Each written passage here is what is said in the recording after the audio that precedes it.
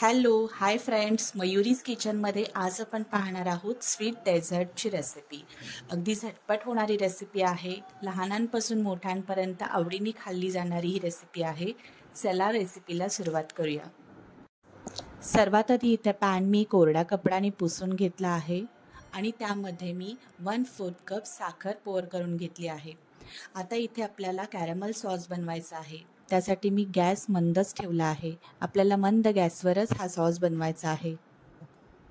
Sauce बनवत असताना gas कुठेही मोठा ठेवायचा नाही, नाहीतर आपल्या सॉसला कडवटपणाची टेस्ट येऊ शकते. काहीच मिनिटांमध्ये आपल्या सॉसचा कलर बदलायला लागला की आपण इथे गॅस बंद करून घ्यायचा आहे. ज्या टीनमध्ये आपण पुडिंग करणार आहोत तो टीन स्वच्छ कपड्याने पुसून घेऊन त्यामध्ये हा कॅरमल सॉस पोर करून व्यवस्थित सर्व बाजूनी लावून घ्यायचा आहे. इथे मी 5 ब्रेडचे स्लाइस घेतले आहेत. त्यांचे तुकडे करून आपल्याला मिक्सरमधून ह्याची बारीक पावडर करून घ्यायची आहे.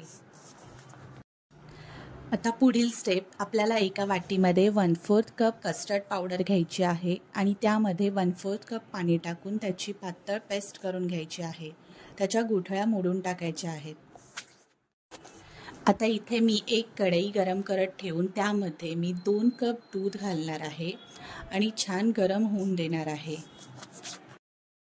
आता यामध्ये अर्धा कप साखर घालायची आहे आणि मिश्रण व्यवस्थित ढवळून घ्यायचे आहे. आता पुढे आपल्याला यामध्ये कस्टर्ड पावडर टाकून व्यवस्थित मिश्रण मिक्स करून घ्यायचं आहे. आता यामध्ये आपल्याला ब्रेडची पावडर टाकून मिश्रण व्यवस्थित पुन्हा एकजीव करून घ्यायचं आहे. आता इथे आपल्याला गॅस बंद करायचा आहे.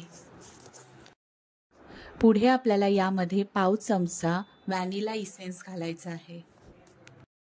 आता मिश्रण पुन्हा एकदा एकजीव करून आपल्याला कॅरमल लावलेल्या टीनमध्ये काढून घ्यायचे आहे.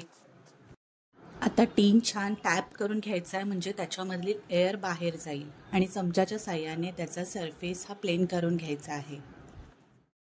आता एका भांड्यामध्ये पाणी ठेवून त्यावर रिंग ठेवून हे भांडं आपल्याला ठेवून द्यायचं आहे. त्याच्यावर झाकण ठेवायचं आहे. एक जड काहीतरी वस्तू ठेवायची आहे. मी इथे एक दगड ठेवला आहे. आता भांड्याला झाकण लावून आपल्याला 15 मिनिटं मंद आचेवर हे छान शिजू द्यायचं आहे. 15 मिनिटानंतर झाकण काढून व्यवस्थित भांडं बाहेर काढून घ्यायचं आहे आणि रूम टेम्परेचरला पूर्णपणे थंड होऊ द्यायचं आहे.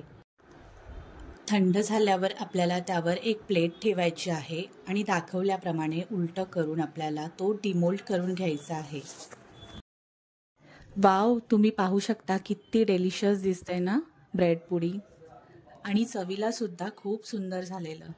तुम्ही ही रेसिपी घरी एकदा नक्कीच करा आणि कशी झाली ही कळवायला विसरू नका. चॅनलवर नवीन असाल तर अशाच नवनवीन रेसिपींसाठी मयुरीज किचनला सबस्क्राईब करायला विसरू नका. व्हिडिओ संपूर्ण पाहिल्याबद्दल धन्यवाद. थँक्यू.